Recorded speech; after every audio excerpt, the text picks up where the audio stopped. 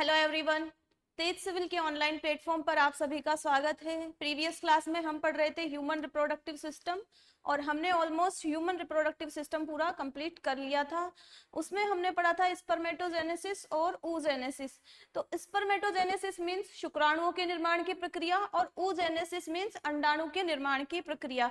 इन दोनों में basically difference क्या होता है? तो स्पर्मेटोजेनेसिस को आप देखिए, ये कब स्टार्ट होती है? जब प्यूबर्टी आ जाती है, जब लैंगिक परिपक्वता एक मेल में आ जाती है, तब ये स्पर्मेटोजेनेसिस की प्रक्रिया प्रारंभ होती है। और ये ooजेनेसिस की प्रक्रिया कब प्रारंभ होगी? ये ooजेनेसिस की प्रक्रिया फीटल डेवलपमेंट के दौरान ही प्रारंभ हो जाती है। जब जो भ्रूण है, जो फीमेल भ्रूण है, वो गर्भ में ही रहता है, तभी ये ooजेनेसिस की प्रक्रिया उसमें प्रारंभ हो जाती है। नेक्स्ट इसका डिफरेंस क्या है? जो स्पर्मेटोजेनेसिस है वो थ्रू आउट द लाइफ चलता रहता है, ये पूरी लाइफ टाइम में ही चलता रहता है शुक्राणुओं के निर्माण की प्रक्रिया। लेकिन जो ये ooजेनेसिस है वो मेंस्ट्रुअल साइकिल जब स्टॉप हो जाएगी, जब रजोनिवृत्ति हो जाएगी, तब ही ये स्टॉप हो जाएगी। मींस ये 45 से 50 ईयर तक चलती है। नेक्स्ट डिफरेंस क्या है? जो स्पर्मेटोजेनेसिस प्रक्रिया है वो कहां पर होती है? टेस्टिस में, वृषण में होती है। और ooजेनेसिस की प्रक्रिया होती है ओवरी में। इसके बाद नेक्स्ट डिफरेंस क्या है? एक स्पर्मेटोगोनियम, ये स्पर्मेटोगोनियम क्या है? जो प्राइमरी जर्म सेल हम देखते हैं, जिससे ही डिवीजन होके शुक्राणुओं का निर्माण होना होता है, जिसमें ही मियोसिस होना होता है, उसको हमने एक नाम दे दिया और वो नाम क्या है? स्पर्मेटोगोनियम। इस एक स्पर्मेटोगोनियम से मियोसिस के द्वारा 4 स्पर्म बनते हैं और वो चारों ही सक्षम होते हैं, चारों ही फुल्ली डेवलप्ड होते हैं। और ooजेनेसिस की प्रक्रिया में क्या होता है? ooजेनेसिस की प्रक्रिया में जो उगोनिया होती है, जो अंडाणुओं का निर्माण करने वाली कोशिका होती है, जिसमें मियोसिस होना होता है, उसमें मियोसिस होके एक ओवम बनता है और 4 पोलर बॉडीज वहां पर बनती है। मींस 4 कोशिकाएं तो बनेगी, लेकिन एक ही डेवलप होगी, एक ही डेवलप होगी और वही ओवम होगी, और बाकी जो 4 बचेगी वो पोलर बॉडीज होगी। नेक्स्ट इसमें डिफरेंस क्या है?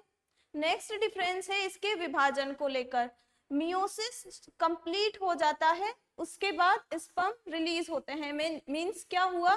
जो मियोसिस डिवीजन है, मियोसिस फर्स्ट और मियोसिस सेकंड, दोनों कंप्लीट हो जाएंगे और उनके कंप्लीट होने के बाद ही स्पर्म का फॉर्मेशन होगा और उनको रिलीज किया जाएगा, स्पर्म को रिलीज किया जाएगा। लेकिन ooजेनेसिस की प्रक्रिया में क्या है? ये जो ooजेनेसिस है उसमें पहले मियोसिस फर्स्ट ही होता है।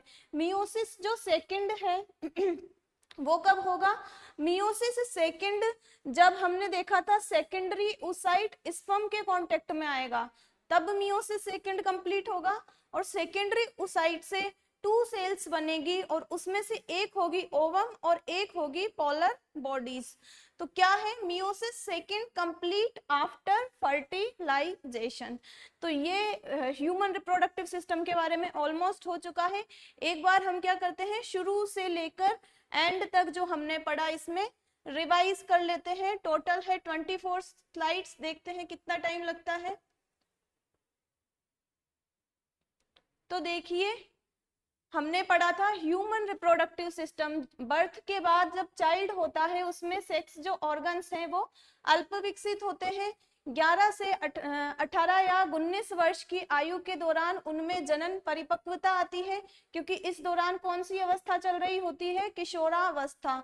और ये जो जनन परिपक्वता है वो क्यों आती है? क्योंकि यहाँ पर हार्मोन का स्त्रवण होता है। कौन से हार्मोन?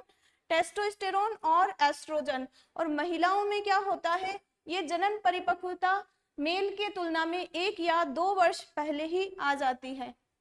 इसके बाद हमने देखा कि जो ये हार्मोन है उनमें परिवर्तन से, उनके सिक्रेशन से क्या इफेक्ट होता है मेल की बॉडी पर और फीमेल की बॉडी पर। मेल की बॉडी में क्या होता है? जनन अंगों के आकार में वृद्धि हो जाती है, स्पर्मेटोजेनेसिस की प्रक्रिया प्रारंभ हो जाती है, टेस्टोस्टेरोन, एफएसएच और एलएच के स्त्रवण में वृद्धि हो जाती है, उनकी वॉइस भारी हो जाती है, सेकेंडरी सेक्स कैरेक्टर्स उनमें उत्पन्न हो जाते हैं, प्यूबिक हेयर्स का वहां पर डेवलपमेंट होने लग जाता है। फीमेल में क्या होते हैं, फीमेल में भी जो जनन अंग है उनके आकार में वृद्धि होने लगती है, वो सुविकसित होने लगते हैं। और इसके अलावा स्तन ग्रंथियों का विकास होता है, मेंस्ट्रुअल साइकिल स्टार्ट होने लग जाती है, प्रोजेस्टेरोन, एस्ट्रोजन, एफएसएच और एलएच हार्मोन का सिक्रेशन स्टार्ट हो जाता है। और सेकेंडरी सेक्स करेक्टर्स जैसे कि आवाज का महीन होना, मधुर होना और तीव्र होना, और इसके अलावा प्यूबिक हेयर्स का डेवलपमेंट यहाँ पर स्टार्ट हो जाता है। नेक्स्ट हमने देखा फीमेल में होती है ओवरीज और मेल में होते हैं टेस्टिस। ओवरीज से ओवम और टेस्टिस से स्पर्म का प्रोडक्शन होता है। जब ओवम और स्पर्म मिलते हैं तो उस प्रक्रिया को कहा जाता है फर्टिलाइजेशन। इससे बनता है जायगोट, और जायगोट ही 9 मंथ बाद चाइल्ड में डेवलप हो जाता है। क्या हो रहा है यहाँ पर, दो सजीव मिलकर एक सजीव को जन्म दे रहे हैं, इसीलिए ये जो जनन है, रिप्रोडक्शन है ह्यूमन में, उसको क्या कहा जाता है, ये है विविपेरस। जनन का प्रकार में कौन से हैं ये, विविपेरस। कुछ होते हैं ओविपेरस जो अंडे उत्पन्न करते हैं। और क्योंकि यहाँ पर क्या हो रहा है, सजीव अपने ही समान संतान की उत्पन्न कर रहे हैं, और इस गुण को क्या कहा जाता है, इस गुण को कहा जाता है प्रजनन। इसके बाद हमने देखा male reproductive system. Male reproductive system में सबसे पहले हमने देखा वृषण कोश, स्क्रोटम। स्क्रोटम में क्या होता है, ये त्वचा की बनी हुई एक थैलीनुमा संरचना के अंदर स्थित होता है, और इसका जो टेम्परेचर होता है वो बॉडी के टेम्परेचर से 2 या 3 डिग्री सेंटीग्रेड कम होता है, ताकि यहाँ पर स्पर्मेटोजेनेसिस हो सके और स्पर्म का मैच्योरेशन यहाँ पर हो सके। और इसके बाद हमने देखा टेस्टिस। टेस्टिस में क्या होता है, टेस्टिस की स्ट्रक्चर हमने देखी थी। तो टेस्टिस की स्ट्रक्चर में 3 लेयर्स, एक तो वृषण कोश की पाई जाती है और इसके अलावा 3 लेयर्स और पाई जाती हैं। फिर हम टेस्टिस की स्ट्रक्चर देखते हैं तो उसमें कुछ नलिकाएं पाई जाती है, उनको सेमिनिफेरस ट्यूब्यूल कहा जाता है। और इन नलिकाओं के अंदर कुछ कोशिकाएं पाई जाती है, जिनमें से छोटी कोशिकाओं को प्राइमरी जर्म सेल्स कहा जाता है। उनमें मियोसिस के द्वारा स्पर्म का फॉर्मेशन होता है, और जो बड़ी सेल्स हैं उनको कहा जाता है सर्टोली सेल्स। और ये क्या करती है, स्पर्म को पोषण प्रदान करती है और उनका समूहीकरण करती है। इसके अलावा यहाँ पर एक और सेल पाई जाती है, लेडिंग सेल्स। और लेडिंग सेल्स क्या करती है, टेस्टोस्टेरोन हार्मोन का सिक्रेशन करती है। इसके बाद हमने क्या देखा, इसके बाद हमने देखा जो टेस्टिस है उसके ही सटा हुआ एक स्ट्रक्चर पाई जाती है, उससे सटी हुई जो स्ट्रक्चर पाई जाती है उसे इपिडिडाइमिस कहा जाता है। ये क्या कार्य करता है, ये स्पर्म को ट्रांसपोर्ट करने का काम करता है, उनके स्टोरेज का काम करता है और उनके मैच्योरेशन का काम करता है। फिर इसके बाद हमने देखी वॉस डिफरेंस। ये क्या करती है, शुक्राणुओं के परिवहन का काम करती है। इपिडिडाइमिस से शुक्राणुओं को शुक्राशय से होते हुए इस यूरिथ्रा में छोड़ती है। फिर इसके बाद हमने देखा सेमाइनल वेसिकल। सेमाइनल वेसिकल क्या कार्य करता है, अगेन ये स्पर्म को स्टोर करने का काम करता है। सेमाइनल फ्लूइड इसके द्वारा बनता है, और ये जो सेमाइनल फ्लूइड है वो सीमन का 60% पार्ट बनाता है। इसके अलावा ये क्या करता है, शुक्राणुओं को पोषण प्रदान करता है, और इस पोषण में इसके पास फ्रक्टोज होते हैं और वो शुक्राणुओं को पोषण प्रदान करते हैं। इसके बाद हमने देखी प्रोस्टेट ग्लैंड। प्रोस्टेट ग्लैंड जो होती है वो सीमन का 25 to 30% पार्ट बनाती है। इससे दूध या तरल स्रावित होता है और वो क्षारीय प्रकृति का होता है। इसके बाद हमने देखी काउपर्स ग्रंथि। काउपर्स ग्रंथि कहाँ पर स्थित होती है, यूरिथ्रा जिस स्थान पर पेनिस में एंटर करती है, मींस पेनिस स्टार्ट होता है और यूरिथ्रा उनके जॉइंट पोर्शन पर होती है काउपर्स ग्लैंड। और काउपर्स ग्रंथि से क्या होता है, म्यूकस स्रावित होता है और तरल स्रावित होता है जो कि क्षारीय प्रकृति का होता है। और इस तरह जो सीमन है उसका पीएच कितना होगा, 7.2 से 7.8 पीएच के बीच में। और इसका पीएच क्षारीय क्यों है, क्योंकि ये वेजाइना की अम्लीयता को उदासीन कर सके ताकि स्पर्म वहां पर सरवाइव कर सके। तो ये हमने देखा मेल रिप्रोडक्टिव सिस्टम के बारे में। मेल रिप्रोडक्टिव सिस्टम में एक और क्या है, टेस्टिस में हो रहा है स्पर्मेटोजेनेसिस। अब स्पर्मेटोजेनेसिस में सबसे पहले है primary germ cell. Primary germ cell में होगा मियोसिस फर्स्ट। मियोसिस फर्स्ट होगा तो 2 हैप्लॉइड सेल बनेगी। फिर उन हैप्लॉइड सेल में होगा मियोसिस सेकंड, जो कि होगा समसूत्री विभाजन के समान, माइटोसिस के समान, और उससे क्या बनेगी, उससे 4 सेल बनेगी, और उन 4 सेल को कहा जाएगा स्पर्मेटिड। और इस स्पर्मेटिड में एक प्रक्रिया होगी जिसको कहा जाता है स्पर्मियोजेनेसिस, और इस स्पर्मियोजेनेसिस से यहाँ पर क्या बनते हैं, स्पर्म यहाँ पर बनते हैं। इसके बाद हमने देखा female reproductive system. Female reproductive system में कौन कौन सी स्ट्रक्चर होती है सबसे पहले यूट्रस। यूट्रस को आम भाषा में कहा जाता है बच्चादानी, और इसमें 2 लेयर्स पाई जाती है, एक है एंडोमेट्रियम और एक है मायोमेट्रियम। जो यूट्रस है उसके नीचे उसका निचला भाग थोड़ा संकरा होता है, उसे कहा जाता है सर्विक्स या फिर ग्रीवा। ये क्या करती है, ये म्यूकस का सिक्रेशन करती है ताकि शुक्राणुओं का मार्ग यहाँ पर सुगम हो सके। सर्विक्स के नीचे का जो पार्ट होता है उसे कहा जाता है वेजाइना। फिर जो ये यूट्रस है उससे नलीनुमा संरचना निकलती है, उसे कहा जाता है ओविडक्ट, और उसी का ये कुंडलित नलीनुमा भाग क्या कहलाता है, फैलोपियन ट्यूब। और यहाँ पर एक स्ट्रक्चर पाई जाती है जिसे कहा जाता है ओवरी, और ओवरी में होता है ओवम का प्रोडक्शन, ओवम का उत्पादन यहाँ पर होता है, और इस ओवम का फर्टिलाइजेशन कहाँ पर होता है, फैलोपियन ट्यूब में। वेजाइना के फंक्शन क्या है, इंसेमिनेशन यहाँ पर होता है, मेंस्ट्रुअल साइकिल का पाथ ये है, और डिलीवरी का पाथ भी यही है। फर्टिलाइजेशन होने के बाद आरोपण की क्रिया होती है, और वो आरोपण की क्रिया 7 दिन बाद होती है, और कहां पर होती है, गर्भाशय में।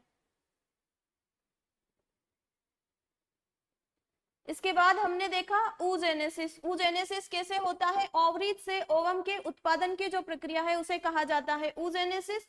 oogenesis में होती है primary germ cell, primary germ cell से प्राइमरी oocyte बनने की प्रक्रिया होती है भ्रूण में, और प्राइमरी जर्म सेल से बनती है उगोनिया, और ये उगोनिया है वो अपने आकार में वृद्धि करती है, और वृद्धि करके बनाती है प्राइमरी oocyte। प्राइमरी oocyte के चारों ओर फॉलिक्यूलर सेल्स एकत्रित हो जाती है, और इस पूरी संरचना को मिलकर कहा जाता है प्राइमरी फॉलिकल।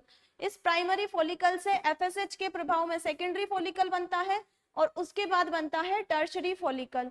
इस टर्शरी फॉलिकल में होता है मियोसिस फर्स्ट। मियोसिस फर्स्ट होके प्राइमरी oocyte से बनता है सेकेंडरी oocyte, जो कि होता है हैप्लॉइड। और इसके अलावा यहाँ पर एक और सेल बनती है जिसे कहा जाता है पोलर बॉडी। अब ये जो ग्राफियन फॉलिकल है वो LH के प्रभाव में ओव्यूलेशन से गुजरता है, और ओव्यूलेशन होकर यहाँ से सेकेंडरी oocyte बाहर आता है, और जो बची हुई संरचना है उसे कहा जाता है कार्पस ल्यूटियम। और इस कार्पस ल्यूटियम से एस्ट्रोजन और प्रोजेस्टेरोन हार्मोन का सिक्रेशन होता है। और जब स्पर्म के कांटेक्ट में आता है कौन, सेकेंडरी oocyte, तब मियोसिस सेकेंड होता है, और उससे एक ओवम बनता है और एक पोलर बॉडी बनती है, और इसी प्रकार इस पोलर बॉडी में भी मियोसिस सेकेंड होगा और उससे 2 पोलर बॉडीज बनती है। इसके बाद हमने देखा मेंस्ट्रुअल साइकिल। मेंस्ट्रुअल साइकिल की जो टाइम पीरियड है वो कितना है, 1 से लेकर 28 या 30 या 31 दिन, आगे पीछे आप कर सकते हैं। इसमें क्या होता है, यूट्रस में और ओवरी में बहुत सारे परिवर्तन होते हैं। सबसे पहले हम जो ओवरी है उसमें होने वाले परिवर्तन देख लेते हैं। पिट्यूटरी ग्लैंड से एफएसएच हार्मोन निकलता है और एलएच हार्मोन निकलता है, इनका प्रभाव ओवरी पर पड़ता है, और एफएसएच हार्मोन के प्रभाव में फॉलिकल्स का डेवलपमेंट होता है, और लास्ट में बनता है ग्राफियन फॉलिकल। इस ग्राफियन फॉलिकल से LH हार्मोन के प्रभाव में सेकेंडरी oocyte बाहर निकलता है, और इसके अलावा जो बची हुई संरचना है उसे कहा जाता है कार्पस ल्यूटियम, और इनसे ये है अंडाशय में होने वाले परिवर्तन। इन फॉलिक्यूलर सेल्स से एस्ट्रोजन हार्मोन का सिक्रेशन होता है, और कार्पस ल्यूटियम से प्रोजेस्टेरोन और एस्ट्रोजन हार्मोन का सिक्रेशन होता है। क्या होता है, एस्ट्रोजन हार्मोन का सिक्रेशन 1 to 5 डेज थोड़ा कम होता है, इसीलिए गर्भाशय की ये जो दीवार है जिसे हम एंडोमेट्रियम कहते थे, उसकी भी स्ट्रेटम फंक्शनली परत यहाँ पर नष्ट होने लग जाती है, और वो रक्त स्त्राव के रूप में फीमेल की बॉडी से बाहर निकलती है। इसके बाद एस्ट्रोजन हार्मोन के प्रभाव में दोबारा यूटेराइन वॉल का डेवलपमेंट होने लग जाता है, और ये डेवलपमेंट प्रोजेस्टेरोन और एस्ट्रोजन जो कि कार्पस ल्यूटियम के प्रभाव में कार्पस ल्यूटियम से स्रावित होते हैं उनके द्वारा भी होता है। तो यूट्रस का development 6th to 7th days of menstrual cycle से 28 डेज तक चलता रहता है। और ये क्यों होता है यूट्रस वॉल का डेवलपमेंट? ताकि यहाँ पर भ्रूण का आरोपण यहाँ पर हो सके, गर्भधारण के लिए ये प्रिपेयर करती है यूट्राइन वॉल खुद को। फिर उसके बाद जो 28 दिन के बाद यहाँ पर दो केस हो सकते हैं। फर्स्ट केस में क्या है, जो ओवम है, सेकेंडरी ओसाइट है, उसका कांटेक्ट स्पर्म से हो गया और यहाँ पर फर्टिलाइजेशन हो गया। अगर फर्टिलाइजेशन यहाँ पर हो जाता है तो 7 दिन बाद भ्रूण का आरोपण होता है गर्भाशय में। जब इसका गर्भाशय में आरोपण होता है, इम्प्लांटेशन होता है, तो यहाँ से कुछ सिग्नल्स जाते हैं कार्पस ल्यूटियम को, और कार्पस ल्यूटियम प्रोजेस्टेरोन और एस्ट्रोजन हार्मोन का सिक्रेशन करने लग जाता है। और उससे क्या होता है, ये जो यूट्राइन वॉल है उसका सुविकसित यूट्राइन वॉल हो जाती है, ताकि जो एम्ब्रियो है उसको पोषण मिल सके। नेक्स्ट कंडीशन क्या हो सकती है कि फर्टिलाइजेशन यहाँ पर नहीं हुआ है। अगर फर्टिलाइजेशन नहीं हुआ है तो 28 डेज तक तो कार्पस ल्यूटियम प्रोजेस्टेरोन और एस्ट्रोजन का सिक्रेशन करेगा, लेकिन 28 डेज के बाद यहाँ पर कार्पस एल्बिकेंस बन जाएगा, और कार्पस एल्बिकेंस कोई इस प्रकार का कार्य नहीं करेगा। मेंस्ट्रुअल साइकिल, अंडाशय में होने वाले परिवर्तन और गर्भाशय में होने वाले परिवर्तन आपको ये लिखने हैं। फिर फर्स्ट जो रजोदर्शन होता है, फर्स्ट मेंस्ट्रुअल साइकिल जब स्टार्ट होती है तो उसको कहा जाता है मिनार्की, इंग्लिश टर्म ज्यादा इंपॉर्टेंट है, और ये होती है फीमेल में 10 से 11 वर्ष की आयु में। लास्ट जो मेंस्ट्रुअल साइकिल है उसको कहा जाता है मीनोपॉज। लास्ट मेंस्ट्रुअल साइकिल को कहा जाता है मीनोपॉज, और ये होता है 45 से 50 वर्ष की आयु में। इसके बाद प्लेसेंटा। प्लेसेंटा क्या होता है, यूट्रस और एम्ब्रियो के बीच का physical, chemical, biological and functional जो कनेक्शन होता है, फंक्शनल रिलेशन जो होता है, उसे प्लेसेंटा कहा जाता है। ये क्या करता है, श्वसन, उत्सर्जन, पोषण और एंटीबॉडीज का निर्माण, ये सारे कार्य भ्रूण किसके थ्रू करता है, प्लेसेंटा के थ्रू। प्लेसेंटा से भी हार्मोन का सिक्रेशन होता है, प्रोजेस्टेरोन, एस्ट्रोजन, HCGH और रिलैक्सिन हार्मोन। इन दोनों के फंक्शन आपको पता है। गर्भावस्था को बनाए रखने में कौन हेल्प करता है, प्रोजेस्टेरोन, और HCGH का पूरा नाम है ह्यूमन कोरियोनिक गोनेडोट्रोपिन हार्मोन, और ये हार्मोन गर्भवती महिला के यूरिन में पाया जाता है, इसीलिए प्रेगनेंसी टेस्ट में यूरिन को यूज लिया जाता है। नेक्स्ट है रिलैक्सिन हार्मोन। रिलैक्सिन हार्मोन के फंक्शन क्या है, रिलैक्सिन हार्मोन जो है प्रसव के दौरान श्रोणि मेखला की प्यूबिक सिम्फाइसिस संधि को शिथिल करता है ताकि प्रसव इजीली संपन्न हो सके, और इसके अलावा ये ग्रीवा वाले पार्ट को चौड़ा करता है या फैलाता है ताकि प्रसव इजीली संपन्न हो सके। यहाँ से जो भ्रूण है, जो विकसित हो चुका है, चाइल्ड में डेवलप हो चुका है शिशु, वो इजीली यहाँ से बाहर निकल सके। इसके बाद हमने देखा कॉन्ट्रासेप्टिव मेथड्स, गर्भ निरोधक उपाय। गर्भ निरोधक उपाय क्या होते हैं, बर्थ कंट्रोल मेथड्स, और ये क्या करते हैं, प्रिवेंट प्रेगनेंसी, प्रेगनेंसी को प्रिवेंट करते हैं। इसमें हम मेनली क्या देखते हैं, स्पर्म और ओवम कांटेक्ट में ना आ पाए, इसीलिए किए जाते हैं ये कॉन्ट्रासेप्टिव मेथड्स। इसमें 2 टाइप के होते हैं, टेम्परेरी और परमानेंट। टेम्परेरी में 4, नेचुरल, बैरियर, हार्मोनल और IUC।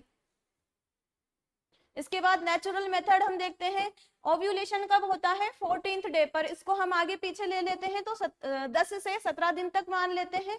10 से 17 दिन का पीरियड फीमेल में मेंस्ट्रुअल साइकिल का 10 से 17 दिन का पीरियड फीमेल में फर्टाइल पीरियड होता है। अगर उस दौरान स्पर्म और एग का कांटेक्ट ना हो तो यहाँ पर प्रेगनेंसी नहीं होगी। और इसके अलावा सीमन को फीमेल की बॉडी में, वेजाइना में छोड़ने से पहले ही बाहर छोड़ दिया जाए तो ये भी एक कॉन्ट्रासेप्टिव मेथड है जो कि नेचुरल है। और नेचुरल कॉन्ट्रासेप्टिव मेथड्स के फायदे क्या है कि इसमें हमें किसी भी मेडिकेशन पर निर्भर नहीं रहना होता है, कोई भी बाह्य उपकरण या बाह्य डिवाइस की यहाँ पर जरूरत नहीं होती है। इसके बाद बेरियर मेथड्स। बेरियर मेथड में क्या है, स्पर्म के मार्ग में कोई बेरियर लगा देते हैं हम ताकि वो एग के कांटेक्ट में ना आ पाए। इसमें कौन कौन से हैं, फिजिकल बेरियर और केमिकल बेरियर। फिजिकल बेरियर में है मेल कॉन्डम्स, फीमेल कॉन्डम्स और सर्वाइकल कैप्स। ये जो कॉन्डम्स होते हैं वो लेटेक्स के बने हुए होते हैं, और सर्वाइवल कैप्स जो होती है वो रीयूजेबल होती है। इसके बाद हमने केमिकल मेथड देखे। केमिकल मेथड में क्या है, स्पर्मिसिडल जेलीज एंड फोम। स्पर्मिसिडल मींस ये जो जेलीज या फोम होती है वो स्पर्म को किल कर देती है, स्पर्म को मार देती है। इसके बाद हमने देखे हार्मोनल मेथड। हार्मोनल मेथड में है ओरल कॉन्ट्रासेप्टिव पिल्स, मालाडी या मालायन। इनमें क्या होता है, इनमें एस्ट्रोजन और प्रोजेस्टेरोन हार्मोन होता है।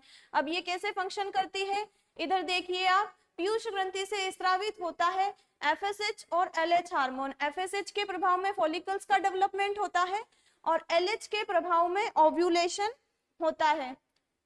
फॉलिकल्स से एस्ट्रोजन और ओव्यूलेशन से जो कार्पस ल्यूटियम बनता है उससे प्रोजेस्टेरोन का सिक्रेशन होता है। और क्या होता है, जब एस्ट्रोजन और प्रोजेस्टेरोन अगर अधिक मात्रा में है, एस्ट्रोजन और प्रोजेस्टेरोन अधिक मात्रा में है तो वो नेगेटिव इंपैक्ट डालते हैं पिट्यूटरी ग्लैंड पर, पीयूष ग्रंथि पर नेगेटिव इंपैक्ट डालते हैं। और क्या कहते हैं पीयूष ग्रंथि से कि आप FSH और LH का सिक्रेशन ना करें क्योंकि हम यहाँ पर ऑलरेडी ज्यादा मात्रा में है। ये ज्यादा मात्रा में मींस FSH और LH इनको सिक्रेट कर रहे थे, एस्ट्रोजन और प्रोजेस्टेरोन को इनडायरेक्टली इनके थ्रू। तो ये अगर ज्यादा मात्रा में है तो ये बोलेंगे पीयूष ग्रंथि को कि हम पहले ही यहाँ पर ज्यादा मात्रा में है, आप FSH और LH को स्रावित ना करें। और अगर FSH और LH स्रावित नहीं होंगे तो क्या होगा, फॉलिकल्स का डेवलपमेंट नहीं होगा, ओव्यूलेशन नहीं होगा। इसीलिए जो ये ओरल कॉन्ट्रासेप्टिव पिल्स है उनमें एस्ट्रोजन और प्रोजेस्टेरोन हार्मोन होते हैं। इसके अलावा है इंजेक्टेबल कॉन्ट्रासेप्टिव्स। इनमें क्या होता है, इनमें भी एस्ट्रोजन और प्रोजेस्टेरोन होते हैं लेकिन ये लॉन्ग टर्म के लिए होते हैं, जैसे कि 3 महीने के लिए, 2 महीने के लिए। इनका एक एग्जाम्पल है DMPA। नेक्स्ट है इम्प्लांट्स। इम्प्लांट्स क्या होते हैं, ये हार्मोनल रोड्स होती हैं जो कि स्किन के अंदर इंजेक्ट की जाती है। इनमें भी हार्मोन होते हैं एस्ट्रोजन और प्रोजेस्टेरोन और ये लगभग 3 to 5 ईयर वर्क करते हैं।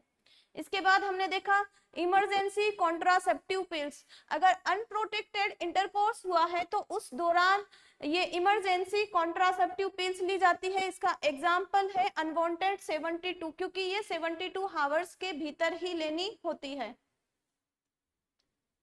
नेक्स्ट हमने क्या देखा, IUCD, intra uterine contraceptive devices. इसका एग्जाम्पल है कॉपर टी और ये टी शेप का ही होता है कुछ इस तरह से। ये गर्भ जो यूट्रस है उसमें इम्प्लांट किया जाता है। इसमें क्या होता है कॉपर टी में, इसमें Cu2+ रिलीज होता है जो कि स्पर्म को डिस्ट्रॉय कर देता है। अगर स्पर्म डिस्ट्रॉय हो जाएंगे तो फर्टिलाइजेशन की प्रोसेस यहाँ पर नहीं होगी। और IUCD का ही एक और एग्जांपल है LNG20, लेकिन ये हार्मोनल होता है, इसमें हॉर्मोन्स होते हैं। इसके बाद हमने देखा परमानेंट मेथड। परमानेंट मेथड में मेल स्टेरिलाइजेशन और फीमेल स्टेरिलाइजेशन। मेल स्टेरिलाइजेशन में है वेसेक्टोमी और फीमेल स्टेरिलाइजेशन को कहा जाता है ट्यूबेक्टोमी। वेसेक्टोमी क्योंकि इसमें वॉस डिफरेंस को काट कर बांध दिया जाता है, इसीलिए इसको वेसेक्टोमी कहा जाता है। और इसमें क्या होता है, ट्यूबेक्टोमी मींस फेलोपियन ट्यूब को काट कर बांध दिया जाता है, उसके इस्थमस वाले पार्ट को। तो इसमें ओविडक्ट को काटकर बांध दिया जाता है और ये क्या होता है, परमानेंट मेथड होता है। नेक्स्ट हमने क्या देखा, प्रेगनेंसी के दौरान क्योंकि कॉर्पस ल्यूटियम और प्लेसेंटा दोनों ही एस्ट्रोजन और प्रोजेस्टेरोन हार्मोन का सिक्रेशन कर रहे होते हैं और ये ज्यादा सिक्रेशन करते हैं, इसलिए पीयूष ग्रंथि पर नेगेटिव इंपैक्ट जाता है, वो FSH और LH को स्रावित नहीं करेगा और फॉलिकल्स का डेवलपमेंट नहीं होगा, ओव्यूलेशन नहीं होगा, इसीलिए प्रेगनेंसी के दौरान फर्टिलाइजेशन भी नहीं होगा।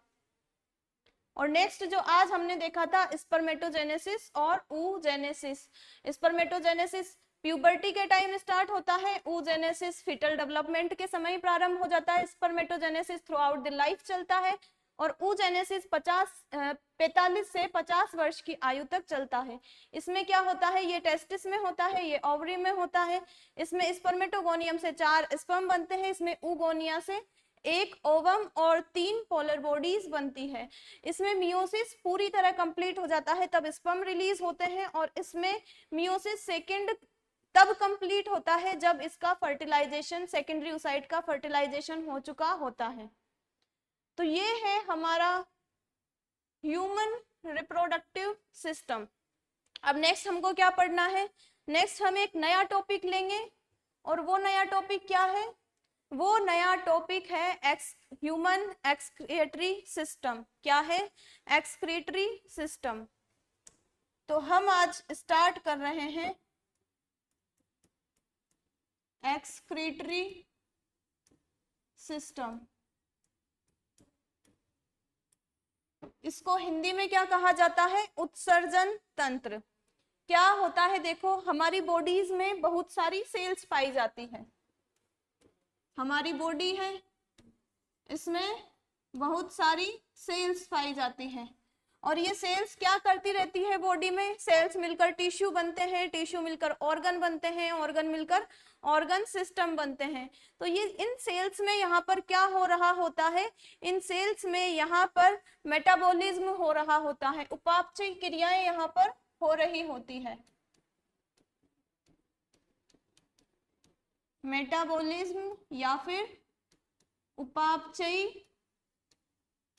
क्रियाएं। अब ये मेटाबॉलिज्म या उपापचयी क्रियाएं क्या होती हैं?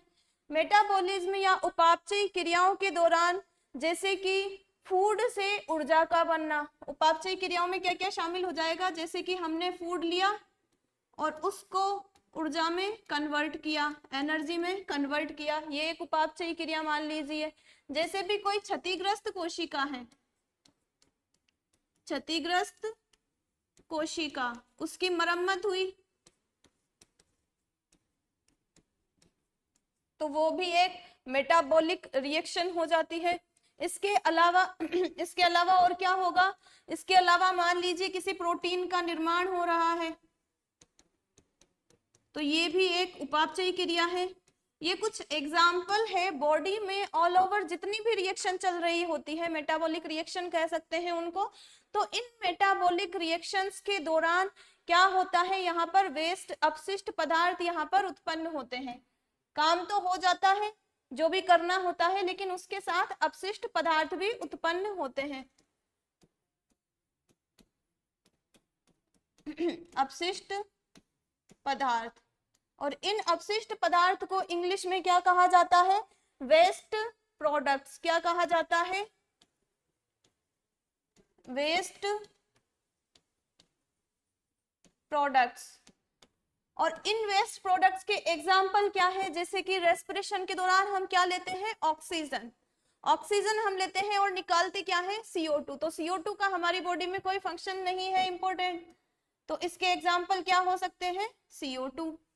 इसके अलावा जब हम कोई भी प्रोटीन है, प्रोटीन किस में कन्वर्ट होता है? अमीनो एसिड में। प्रोटीन कन्वर्ट होता है अमीनो एसिड में, पर ऐसा थोड़ी है कि अमीनो एसिड हम पूरा ही यूज लेंगे। अमीनो एसिड हमारी बॉडी को जितना यूज लेना होता है उतना यूज ले लेती है, उसके बाद जो बचता है वो हमारे लिए कोई काम का नहीं होता है, और फिर इस अमीनो एसिड का अपघटन होके क्या निकलता है? इससे NH2। अमीनो एसिड के अपघटन से क्या निकलेगा? NH2। और ये NH2 क्या करेगा? ये NH2 कन्वर्ट हो जाएगा NH3 में, और ये NH3 जो होती है उसको कहा जाता है अमोनिया। क्या कहा जाता है? अमोनिया। और ये अमोनिया क्या होती है? ये NH3 हमारी बॉडी के लिए हार्मफुल होती है, इसीलिए इसको भी बॉडी से बाहर निकाला जाता है, और ये किसके द्वारा किया जाता है? एक्सक्रीटरी सिस्टम के द्वारा। इसके अलावा और क्या हो सकते हैं? इसके अलावा जैसे कि वाटर हम हमारी बॉडी से यूरिन के थ्रू बाहर निकालते हैं, तो वाटर।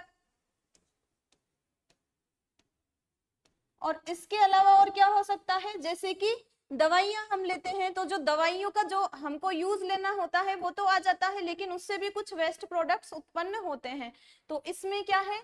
अपशिष्ट पदार्थों में ड्रग्स इसमें आ जाते हैं।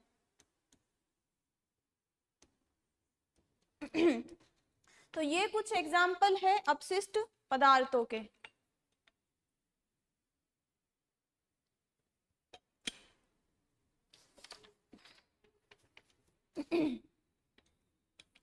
इसके अलावा और आप याद कर सकते हैं, जैसे कि हम जब डाइजेशन पढ़ते हैं तब वहां पर एक बिलीरुबिन पिगमेंट का नाम भी पढ़ते हैं। तो वो जो बिलीरुबिन पिगमेंट होता है वो भी बॉडी से बाहर निकालना होता है, क्योंकि वो वेस्ट प्रोडक्ट होता है किसका, आरबीसी के अपघटन से बनता है बिलीरुबिन पिगमेंट। तो वो यूरिन के थ्रू और मल त्यागने की प्रोसेस के द्वारा भी बाहर निकाला जाता है। तो इस तरह हमारी बॉडी में जितने भी वेस्ट प्रोडक्ट्स होते हैं उनको हमारी बॉडी से बाहर निकालना होता है। और उसमें कौन काम करता है, एक्सक्रीटरी सिस्टम। कौन काम करता है, एक्सक्रीटरी सिस्टम। देखिए आप नेक्स्ट, हमने यहाँ पर क्या बनाया, हमने यहाँ पर बनाया अमोनिया, किसके अपघटन से, अमीनो एसिड। अमीनो एसिड का अपघटन से क्या बना, अमोनिया। सबसे पहले तो यहाँ पर बनता है NH2 और NH2 कन्वर्ट हो जाता है अमोनिया में NH3। और ये जो NH3 होता है वो क्या होता है, ये टॉक्सिक होता है, विषैला होता है, टॉक्सिक होता है, इसीलिए इसको हमें हमारी बॉडी से बाहर निकालना है। इसको इसी फॉर्म में बाहर नहीं निकालते हम, इसको कन्वर्ट किया जाता है यूरिया में। क्यों कन्वर्ट किया जाता है, क्योंकि ये इतना विषैला होता है कि इसको हमारी बॉडी से तुरंत बाहर निकालने की आवश्यकता होती है, तुरंत बाहर निकालना होता है, किसको, अमोनिया को। अब बाई चांस तुरंत हम बाहर नहीं निकाल सकते, बाई चांस क्या हम निकाल ही नहीं सकते NH3 को तुरंत हमारी बॉडी से बाहर, क्योंकि NH3 को एक्सक्रीट करने के लिए यहाँ पर पानी की बहुत ज्यादा मात्रा में आवश्यकता होती है। इसके एक्सक्रिएशन के लिए किसकी आवश्यकता होती है, वाटर की, मैक्सिमम आवश्यकता।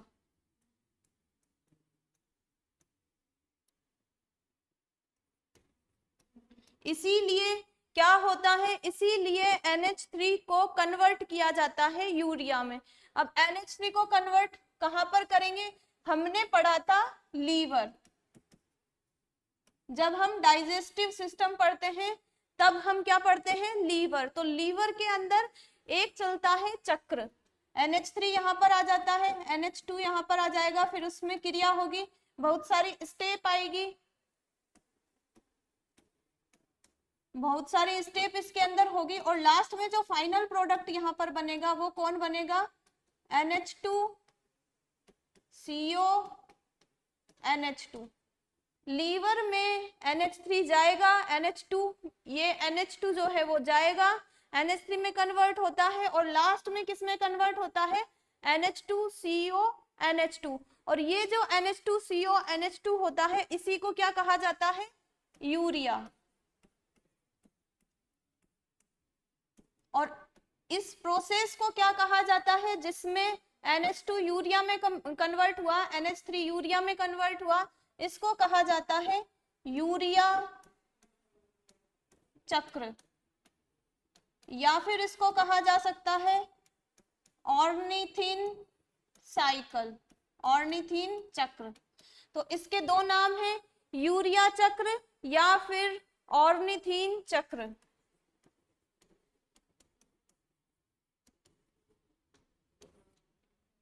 तो यहाँ पर हमने क्या किया, जो NH3 है उसको हमने यूरिया में कन्वर्ट कर लिया। अब ये यूरिया क्या होगा, ये यूरिया ब्लड में मिक्स हो जाएगा। ओवरऑल जितनी भी चीजें बनती है वो किस में जाती है, ब्लड में। तो यहाँ से यूरिया ब्लड में चला जाएगा, और ब्लड में कौन मिक्स हो जाएगा, यूरिया।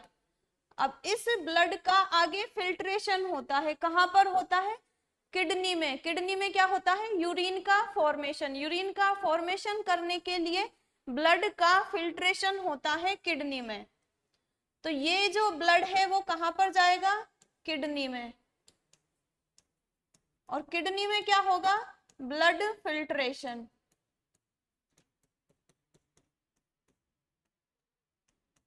और इस ब्लड फिल्ट्रेशन के द्वारा यहां पर क्या निर्माण होगा, यूरिन। और ये जो यूरिन है वो किसको बाहर लेके जाएगा, यूरिया को। तो इस तरह से यूरिया को बॉडी से बाहर निकाला जाता है। और इसी को यूरिया को ही क्यों बाहर निकाला जाता है, क्योंकि NH3 में तो हमें अधिक मात्रा में पानी की आवश्यकता होती है, यूरिया में इतनी अधिक मात्रा में पानी की आवश्यकता नहीं होती है। इसके अलावा NH3 टॉक्सिक होता है और यूरिया कंपैरेटिवली कम टॉक्सिक होता है, और इसको यूरिया को तुरंत बाहर निकाले ये आवश्यक नहीं है। ठीक है, तो हमने किस NH3 को कन्वर्ट किया यूरिया में। इसके अलावा ये एक्सक्रीटरी सिस्टम है, लेकिन मुझे यहाँ पर कुछ पॉइंट्स याद आ रहे हैं। हम जब डाइजेस्टिव सिस्टम पढ़ रहे थे तब हमने देखी थी लार। इसको आप बॉक्स में बंद कर ले, क्योंकि ये मैं कुछ अलग बता रही हूँ, अभी याद आए मुझे। तो लार की जो पीएच होती है वो होती है 6.8 पीएच होती है लार की। इसके अलावा हम वहां पर पढ़ रहे थे टीथ पढ़ रहे थे। तो टीथ की स्ट्रक्चर होती है कुछ इस तरीके की, ठीक है। और इसमें ये ऊपर वाली लेयर है वो किसकी बनी हुई होती थी, इनेमल की। ऊपर वाली लेयर इनेमल की और अंदर डेंटाइन। ये जो इनेमल है इसका निर्माण होता है एमाइलोब्लास्ट कोशिकाओं से। इनेमल का निर्माण किससे होता है, एमाइलोब्लास्ट से। और जो डेंटाइन है उसका फॉर्मेशन किससे होता है, ओडोंटोब्लास्ट सेल्स से।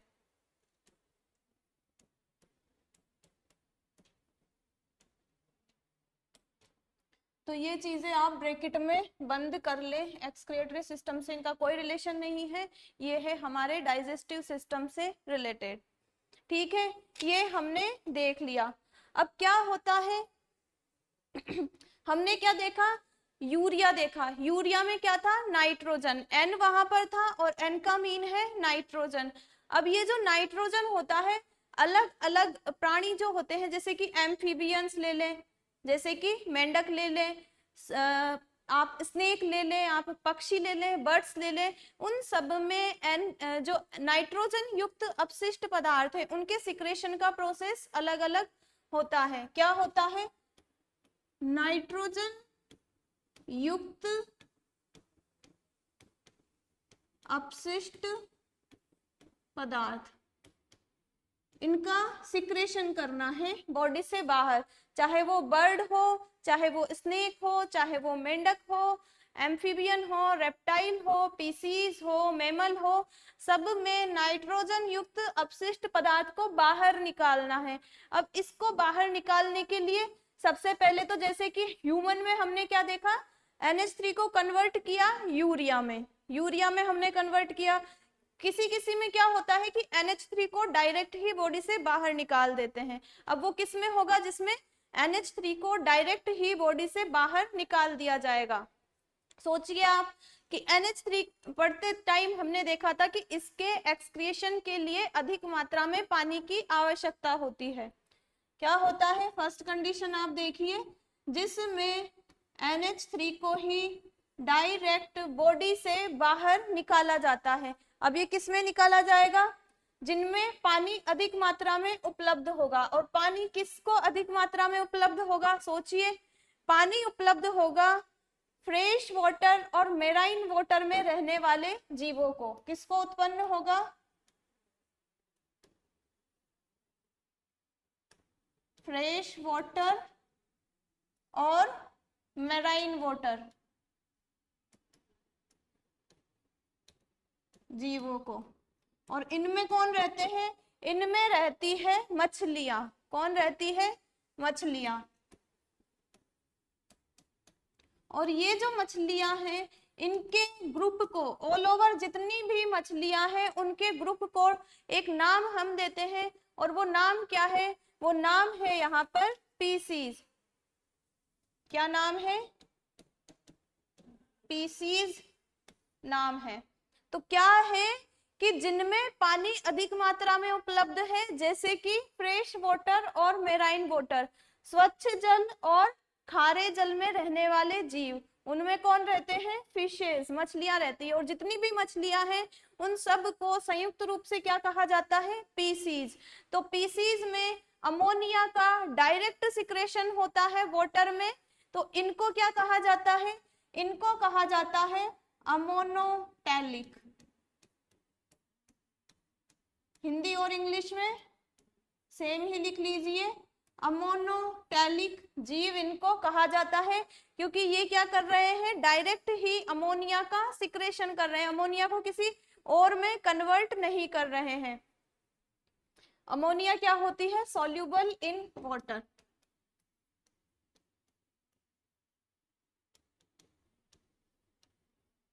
और ये क्या करेंगे, स्किन के थ्रू ही विसरण की जो प्रोसेस होती है, डिफ्यूजन की जो प्रोसेस होती है, उसी से अमोनिया को बॉडी से बाहर निकाल देंगे।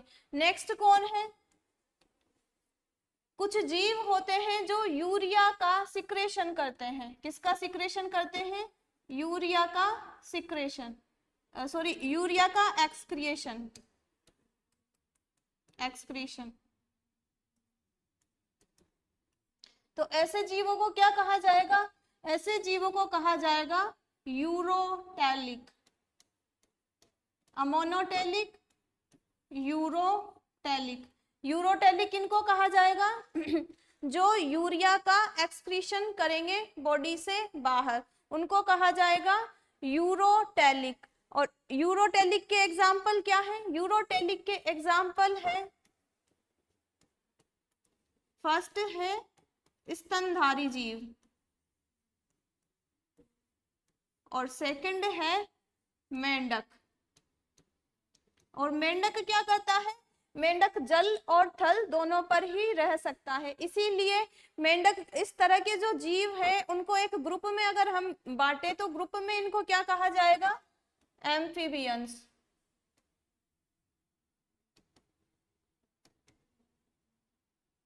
एम्फी मीन्स दोनों जगह, मीन्स जल और थल दोनों पर रहने वाले जीव।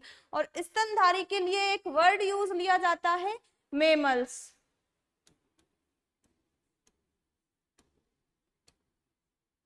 जितने भी स्तनधारी है उनको क्या कहा जाता है, मेमल्स। तो यूरोटेलिक कौन से जीव होते हैं, मेमल्स और एम्फीबियंस, उनमें यूरिया का एक्सक्रिएशन होता है, और यूरिया के एक्सक्रिएशन के लिए वाटर कम मात्रा में चाहिए, वाटर कम मात्रा में चाहिए। इसके अलावा कुछ जीव, जैसे कि आप देखें बर्ड्स, जैसे कि आप देखें स्नेक्स, तो उनमें कुछ अलग पदार्थ का सिक्रेशन होता है, और वो क्या होता है, यूरिक एसिड। क्या होता है, यूरिक एसिड।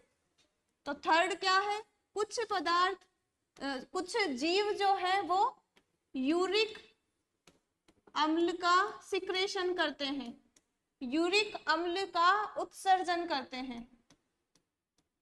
और इनमें क्या है, इनके एग्जाम्पल, इनके एग्जाम्पल है जो यूरिक अम्ल का एक्सक्रिएशन करते हैं, जैसे कि बर्ड्स,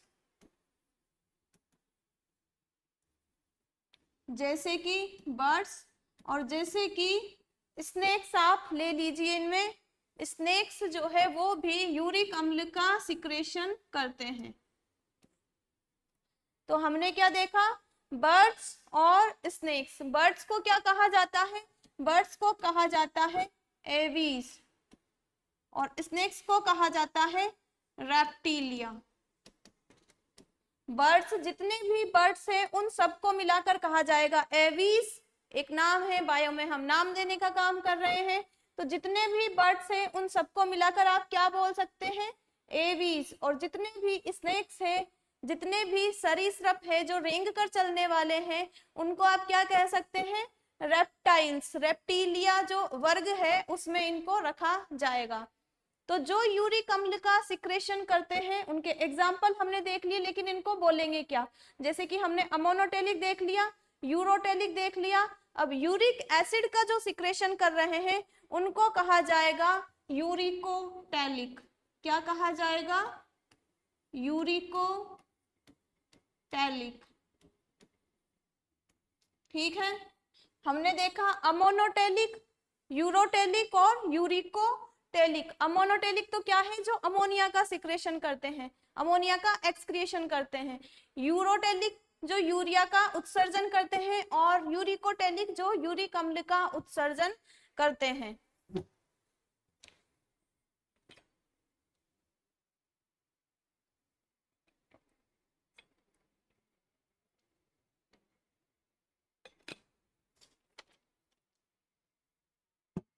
अब हमें क्या देखना है, हमको मेनली यहाँ पर ह्यूमन के बारे में स्टडी करनी है।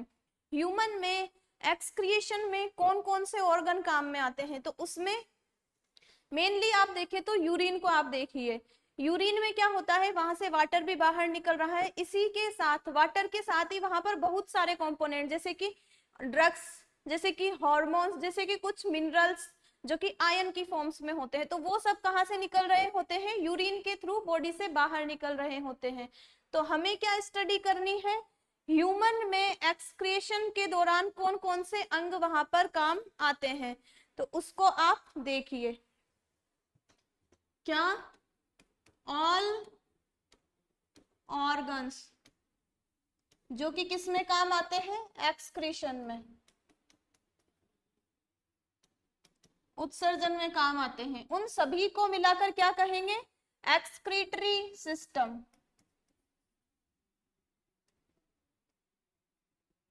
उन सभी को मिलाकर क्या कहेंगे, उत्सर्जन तंत्र।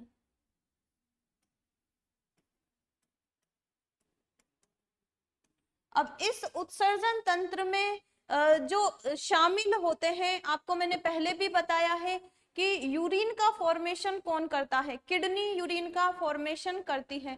तो हम यहाँ पर किसकी स्टडी करने वाले हैं, किडनी की।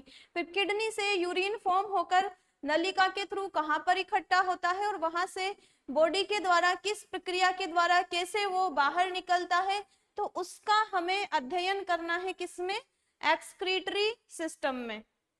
ठीक है, तो हम यहाँ पर बना देते हैं दो किडनी। किडनी कुछ इस शेप में होती है, एक किडनी ये, सॉरी इसको थोड़ा ऊपर बना देते हैं अपन। देखिए ये किडनी हमने बनाई और एक किडनी हमने बनाई इस जगह, दोनों का ही समान आकार होता है। अब इन किडनी में क्या होता है, हमने क्या देखा था, जो यूरिन है उसका फॉर्मेशन कैसे होता है, ब्लड के फिल्ट्रेशन के थ्रू। ब्लड का फिल्ट्रेशन होगा तो यूरिन का फॉर्मेशन होगा, और यूरिन का फॉर्मेशन होता है इन किडनीज में। तो किडनीज में ब्लड को लाने के लिए भी तो कोई नलिका होनी चाहिए, ब्लड को लाने के लिए भी तो कोई ब्लड वेसल यहाँ पर होनी चाहिए। तो यहाँ पर पाई जाती है एक आर्टरी, यहाँ पर पाई जाती है एक आर्टरी जो दोनों साइड की किडनी में जाती है। तो ये हमने क्या बनाई, आर्टरी।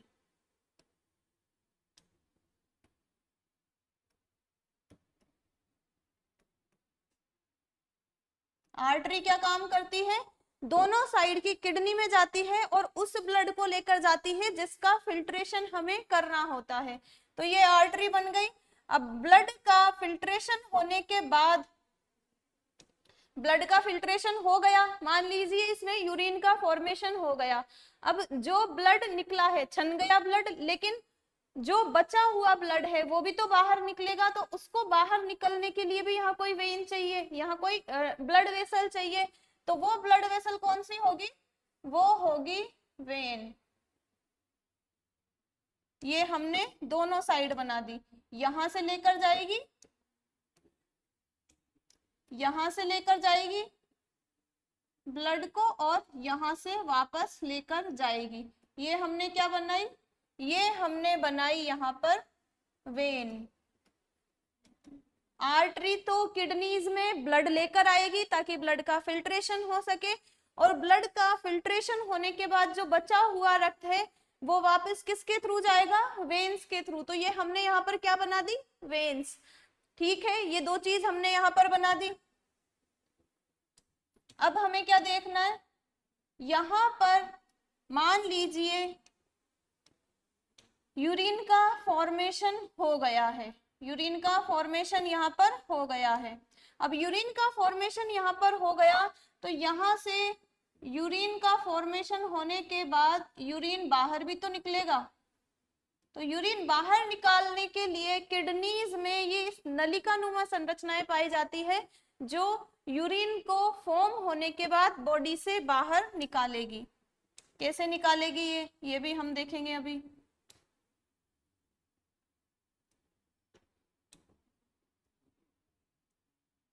ये हमने बनाई नलिकाएं, इनमें क्या होगा, यहाँ से जो यूरिन बना वो इन नलिकाओं के थ्रू आगे जाएगा।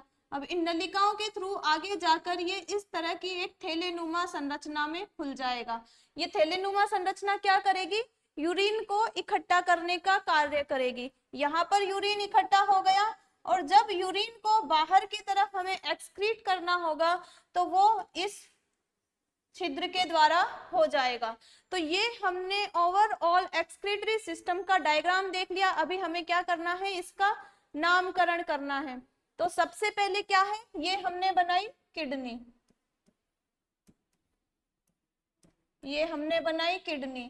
फिर ये क्या है, ये है यहाँ पर यूरेटर, मूत्रवाहिनी।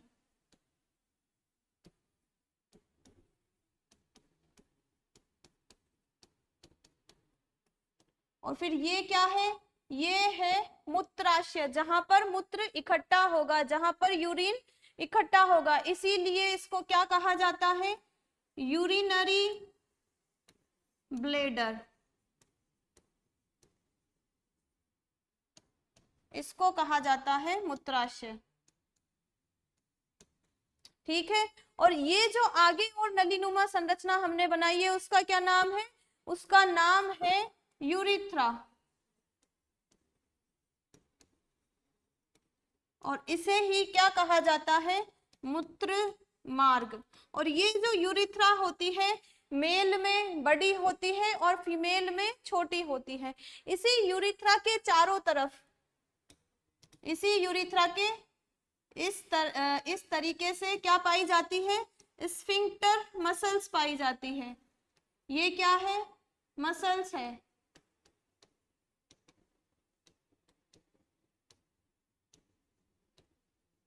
और ये मसल्स क्या करती है, यूरिन के एक्सक्रीशन को कंट्रोल करती है। जब यूरिन एक्सक्रिएट करना है या ना करना है उनको ये मसल्स कंट्रोल करती है। जब नहीं करना होता तो ये कॉन्ट्रैक्ट हो जाती है, जब करना होता है तो ये डायलेट हो जाती है। तो ये हमने देखा एक्सक्रीटरी सिस्टम का डायग्राम। इसमें एक और चीज आप देखिए, ये जो किडनी है वो लेफ्ट वाली किडनी है या राइट वाली किडनी है, इसको देखने के लिए आपको ह्यूमन बॉडी देखनी पड़ेगी।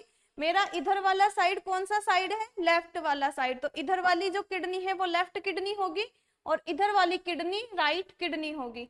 तो इधर वाली तो है लेफ्ट किडनी और इधर वाली है राइट किडनी। तो आज हमने क्या देखा, आज हमने एक्सक्रीटरी सिस्टम का जो इंट्रो पार्ट है वो हमने देख लिया है। कल हम क्या देखेंगे, कल हम इस जो डायग्राम में ये किडनी बनाई है इसको डिटेल में देखेंगे। किडनी के अंदर संरचनात्मक और क्रियात्मक इकाई नेफ्रॉन पाई जाती है, उसके बारे में हम स्टडी करेंगे। उससे यूरिन का फॉर्मेशन कैसे होता है और इनसे रिलेटेड डिजीज कौन कौन सी होती है किडनी से रिलेटेड, वो सब हमको डिस्कस करना है। आज के लिए इतना ही, थैंक यू।